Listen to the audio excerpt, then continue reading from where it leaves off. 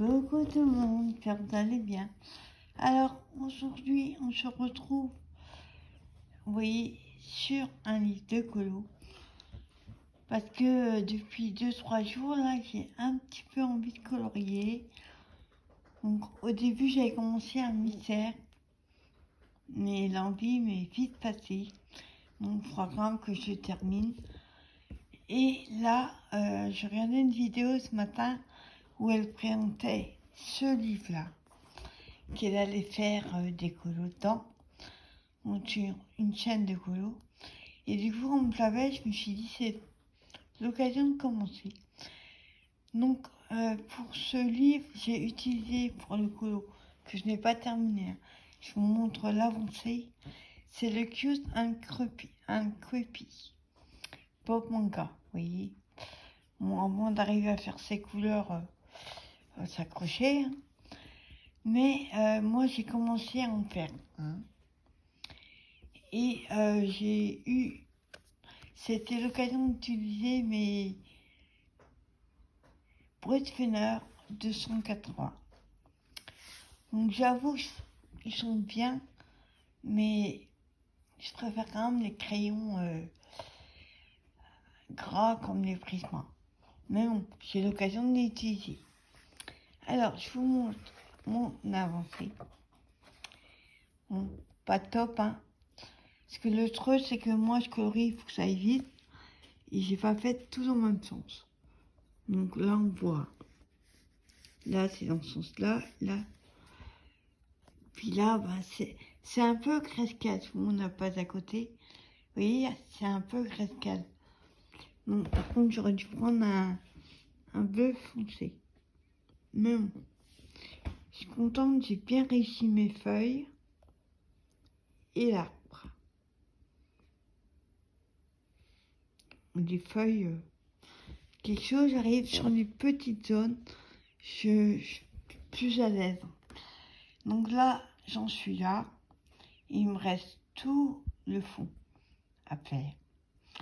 Mais le fond, bien sûr, vous voyez, pour éviter les traces, je vais pas le faire au crayon. Je pense que je vais le faire à la peinture ou un truc comme ça. Mais pas trop épais, malgré que le papier, vous voyez, il est assez épais.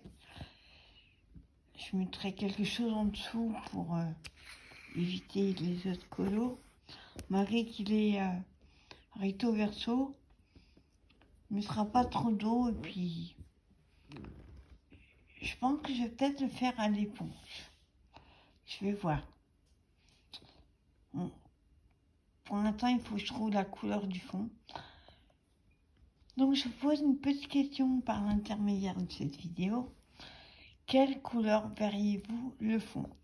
En sachant que les petites feuilles, là, il faut que je les fasse. Donc, une couleur claire. Et après, avec des stylos gel ou des poussecarres, je ferai.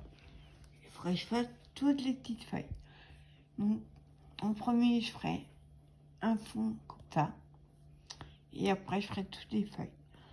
Donc, je vous pose la question. Quelle couleur verriez-vous le fond? Pour faire ressortir le personnage. Enfin, le petit bonhomme. Au début, je voulais faire violet. Mais les yeux, vous voyez, j'ai fait en violet. Une couleur foncée. Enfin, je sais pas. Si vous avez une idée, laissez-moi un commentaire. Pour faire ressortir le petit personnage, vous me dites la couleur.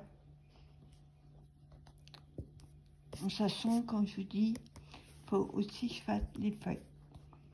Donc voilà, ben, petite vidéo, vous voyez, j'ai pas mal, on va dire, travaillé. En fait, en début d'après-midi, j'ai mis tous mes Brutfener en trousse, j'ai rangé par numéro.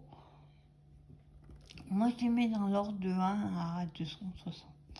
Et j'ai aussi rangé mes Brutfener 80. Là, j'attends les